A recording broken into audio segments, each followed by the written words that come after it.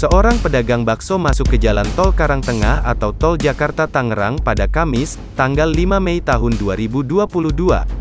Kejadian tersebut viral di media sosial dan turut diunggah oleh akun Instagram @info_ciledug. Dalam video yang diunggah, tampak sang pedagang bakso beserta gerobaknya telah berada di jalan tol. Bahkan, pihak kepolisian sampai mendatangi sang pedagang bakso dan bertanya mengapa bisa berada di sana.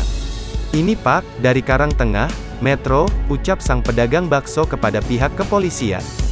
"Terus Bapak bisa masuk lewat sini dari mana?" tanya polisi. "Pokoknya itu kan lewat Permata 2, Permata 1.